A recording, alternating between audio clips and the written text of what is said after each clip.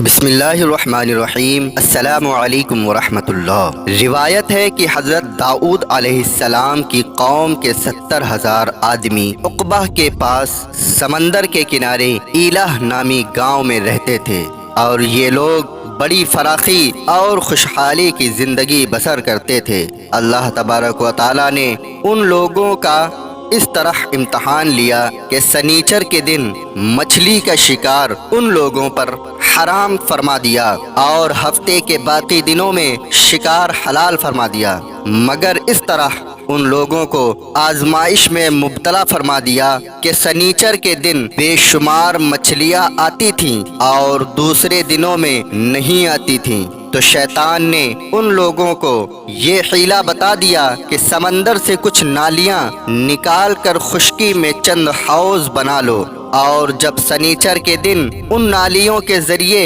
مچھلیاں حوض میں آ جائیں تو نالیوں کا منہ بند کر دو، اور اس دن شکار نہ کرو بلکہ دوسرے دن آسانی کے ساتھ ان مچھلیوں کو پکڑ لو۔ ان لوگوں کو یہ شیطانی حیلہ بازی پسند آ گئی، اور ان لوگوں نے یہ نہیں سوچا کہ جب مچھلیاں نالیوں اور حوضوں میں مقید ہو گئیں تو یہی ان کا شکار ہو گیا، تو سنیچر کے دن شکار کرنا پایا گیا جو ان کے لیے حرام تھا۔ اس موقع پر ان یہودیوں کے 3 گروہ ہو گئے۔ ایک کچھ لوگ ایسے تھے جو شکار کے اس شیطانی حیلہ سے منع کرتے رہے اور ناراض و بیزار ہو کر شکار سے باز رہے، اور کچھ لوگ اس کام کو دل سے برا جان کر خاموش رہے، دوسروں کو منع نہ کرتے تھے بلکہ منع کرنے والوں سے یہ کہتے تھے کہ تم لوگ ایسی قوم کو کیوں نصیحت کرتے ہو جنہیں اللہ تعالی ہلاک کرنے والا یا سخت سزا دینے والا ہے۔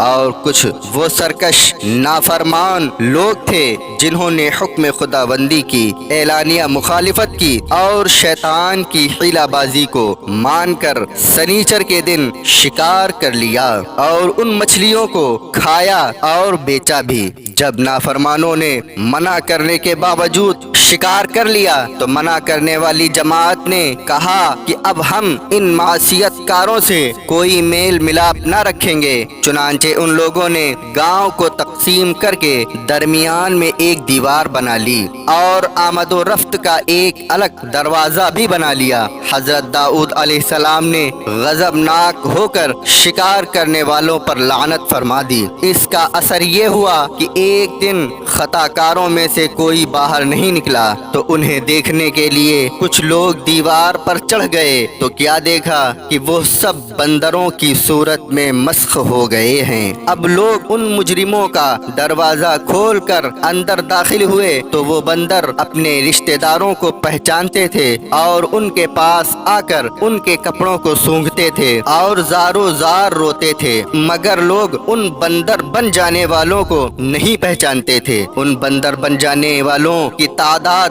12,000 تھی۔ یہ سب 3 دن تک زندہ رہے اور اس درمیان میں کچھ بھی کھا پی نہ سکے بلکہ یوں ہی بھوکے پیاسے سب کے سب ہلاک ہو گئے۔ شکار سے منع کرنے والا گروہ ہلاکت سے سلامت رہا، اور صحیح قول یہ ہے کہ دل سے برا جان کر خاموش رہنے والوں کو بھی اللہ تعالی نے ہلاکت سے بچا لیا۔ معلوم ہوا کہ شیطانی حیلہ بازیوں میں پڑھ کر اللہ تعالی کے احکام کی نافرمانیوں کا انجام کتنا برا اور کس قدر خطرناک ہوتا ہے، اور خدا کے نبی جن بد نصیبوں پر لعنت فرما دیں وہ کیسے ہولناک عذاب الہی میں گرفتار ہو کر دنیا سے نیست و نابود ہو کر عذاب نار میں گرفتار ہو جاتے ہیں اور دونوں جہاں میں ذلیل و خوار ہو جاتے ہیں۔ اصحاب ایلہ کے اس دل دہلا دینے والے واقعہ میں ہر مسلمان کے لیے بہت بڑی عبرتوں اور نصیحتوں کا سامان ہے۔ کاش اس واقعے سے مسلمانوں کے قلوب میں خوف خداوندی کی لہر پیدا ہو جائے اور اللہ و رسول کی نافرمانیوں کی پگڈنڈیوں میں بھٹکنے سے منہ موڑ کر صراط مستقیم کی شاہراہ پر چل پڑیں